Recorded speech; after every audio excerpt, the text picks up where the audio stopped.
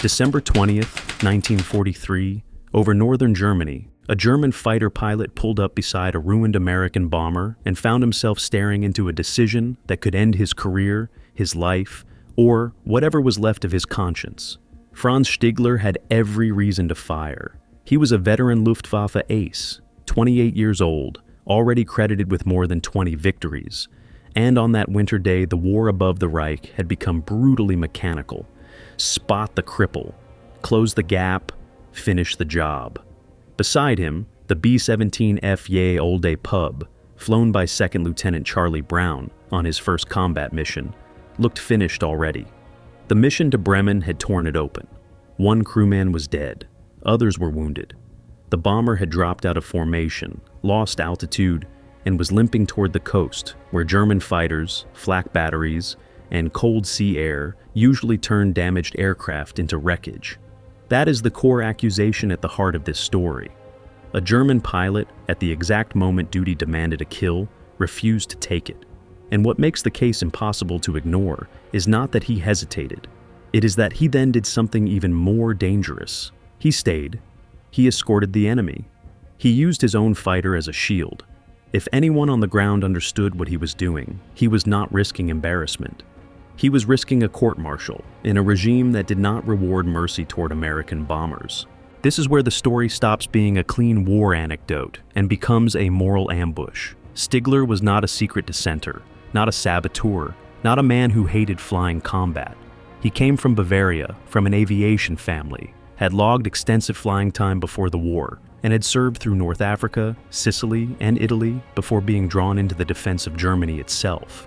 Brown, by contrast, was 21, flying his first mission as an aircraft commander, suddenly trying to hold together a bomber that looked less like a machine than a collapsing building in the sky.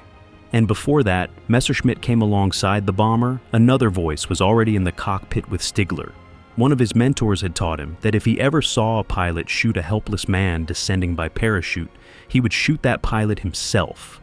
Years later, Stigler said the Americans in the B-17 looked to him like men in a parachute, defenseless, doomed, already beyond fair combat. That memory did not make him soft. It made the moment personal. Now, the real tension comes into focus. Brown thinks the German fighter has arrived to finish them. Stigler knows one short burst could do exactly that. Both men are looking at each other through damaged glass.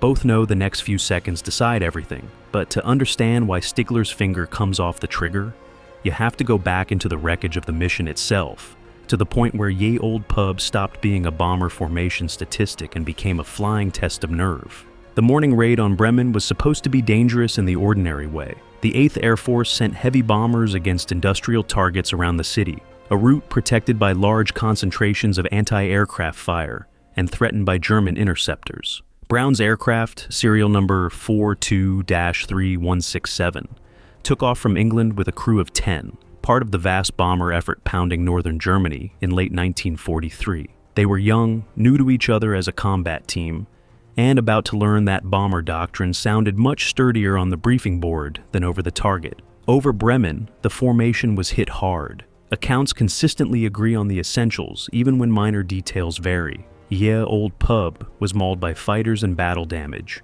One engine was lost, another was badly damaged.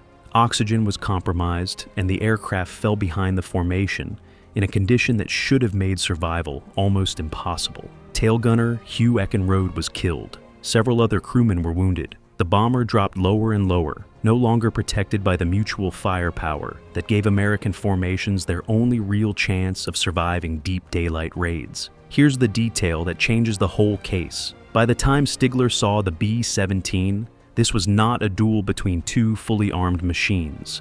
It was one armed fighter approaching a bomber that had been gutted, slowed, and half crippled, with wounded men visible through holes in the fuselage. Stigler later described seeing the crew inside. Brown later remembered the shock of watching a German fighter draw level, instead of immediately attacking. The encounter stopped being anonymous because both pilots could literally see the human cost inside the other aircraft. Stigler had just refueled and rearmed after an earlier sortie.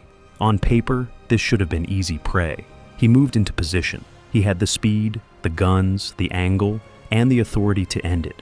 One more victory also mattered personally. Different retellings frame the reward differently, but all agree he was close to another major step in recognition.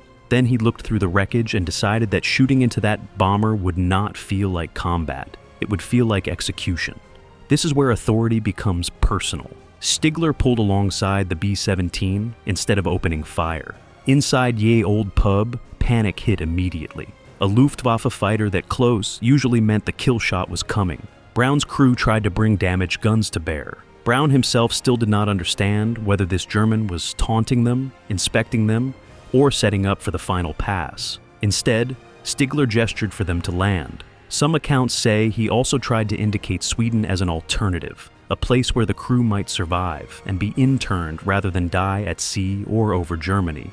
Brown did not understand or would not risk it. He kept flying west. So, Stigler made the decision that turned a spared kill into an active act of protection. He moved into close escort position beside the B-17. That mattered because German anti-aircraft crews on the coast and nearby defenses might hesitate before firing on a bomber that appeared to be under German control or being brought in. In practical terms, Stigler was no longer merely withholding violence. He was reducing the chance that someone else would destroy the aircraft for him. That is a much bigger step, and a much riskier one. For several minutes they flew in this absurd formation. A damaged American bomber trying to crawl toward open water, and a German fighter visibly protecting it from the very air defense network meant to kill it. Brown, still unsure of the German pilot's intent, ordered his top turret aimed at Stigler but told the gunner not to fire. The message was simple: stay away, but we understand you have not shot yet. Stigler stayed anyway. That is the moment most versions rush past, and they should not, because those minutes over the coast are where the real courage sits, not in one merciful thought, in sustained exposure, in remaining beside the bomber long enough for witnesses, flak crews, or fellow pilots to ask the wrong question afterward. Why was a German ace escorting an American flying fortress toward freedom? Stigler knew exactly what that question could mean. He also knew the war was already being lost in the sky, and the system around him had very little patience for private codes of honor. Then, near the edge of danger, he gave Brown a salute and broke away. Brown flew on across the North Sea and managed to land in England. The aircraft was so badly damaged that it never returned to combat and was eventually scrapped. The bomber had survived. More disturbingly for the wartime logic on both sides, it had survived because an enemy pilot chose not to behave like the war required. But survival did not simplify the story. It made it harder, because once both men were back on the ground, the danger changed shape. In the air, mercy looked improbable. On the ground, it could look incriminating. Brown reported what had happened after landing, but the story was not something commanders would have known how to use. A German pilot had let an American bomber go. There was no tactical lesson in that, no propaganda value that came without awkward questions, and no appetite in total war for admitting that the enemy sometimes acted with more honor than the system around him. Brown went on to finish his combat tour, later continued his service career, and eventually entered diplomatic work. But the encounter stayed with him because it violated the entire emotional script of the air war. Stigler's silence was even more understandable. He kept flying through the rest of the war, later served in advanced Luftwaffe formations, survived the collapse of Nazi Germany, and emigrated to Canada in 1953, where he built a civilian life far removed from the cockpit in which he had made that choice. He did not advertise what he had done because the story did not fit neatly even after 1945. It made him look admirable to later generations, but in the moment, it could have destroyed him. This is the hidden cost of the incident. Stigler did not merely spare 10 Americans. He accepted that he might never be publicly understood for it. Brown, meanwhile, had no name for the man who saluted him. All he had was a memory too precise to dismiss and too improbable to explain away. For decades, the story lived in that uncomfortable territory between personal testimony and impossible war legend. In 1986, Brown finally tried to find the pilot. After speaking publicly about the mission at a reunion, he began searching through records and veteran networks, eventually placing a notice in a combat pilot's newsletter. It reached Stigler in Canada. The reply was almost brutally simple: I was the one. When they met in 1990, both men were old enough to have outlived the ideology, the uniforms, and most of the institutions that had once defined them. What remained was recognition. Each confirmed the other's memory. The salute had been real. The escort had been real. The choice had been real. Now, watch the moment memory becomes evidence. Once they reunited, the story stopped belonging only to the men in those cockpits and entered public history. They became close friends, spoke often, appeared together, and turned what had once been a silence into a testimony about combat, restraint, and moral limits. Brown died in November 2008. Stigler had died in March of the same year. Obituaries for both men emphasized the same astonishing fact. The enemy pilot and the bomber pilot had ended as something much closer to brothers than former adversaries. And yet, that still leaves the hardest question untouched. Friendship after the war is moving? Yes. But it can also soften the original act into something sentimental. The real issue is sharper than that. What if Stigler had done what almost any command structure would have expected? What if he had fired? If Stigler opens fire on December 20th, 1943, the story vanishes into statistics. Ye Old Pub almost certainly goes down over Germany, the coast, or the North Sea. Brown's first mission becomes his last. The surviving crewmen never build the lives they later lived. Stigler likely receives another victory credit and returns to base as a pilot who did his job efficiently. No reunion, no decades-long search, no evidence that, even in one of the harshest theaters of the war, an individual could still interrupt the machinery for reasons the machinery itself could not reward. But there is a second what if, and it matters more. If he had fired, Stigler would probably have remained legible to his own side and forgettable to history. By refusing, he became hard to classify, too dutiful to call a rebel, too merciful to fit the stereotype, too human for the clean categories war prefers. That is why the incident survives. Not because it proves war has hidden nobility. War does not. It proves that individuals sometimes drag a fragment of morality through places designed to erase it. And that brings us to the final problem. If this story is so powerful, why did it remain on the margins for so long? Because it ruins the simplicity everyone wants from war stories. American memory prefers clear aggression and clear rescue. German memory of the Luftwaffe is entangled with a regime that does not deserve romantic cleansing. And military storytelling in general loves courage more than restraint, because restraint is harder to dramatize without sounding weak. Stigler's act does not fit those habits. He was a skilled pilot serving a criminal state, yet on one documented day, he made a choice that was morally larger than the structure he served. That is true, and people dislike truths that refuse to sit still. There is also no easy propaganda use for the story. It does not prove Germans were noble. It does not prove Americans were uniquely virtuous. It does not even prove a universal pilot code always worked. It proves something narrower and more unsettling. One man, in one machine, at one date and place, saw the enemy clearly enough that continuing the war in the expected way suddenly felt like murder. That is not a comforting lesson for institutions. It is a deeply personal one. This is where the plan stops being clean.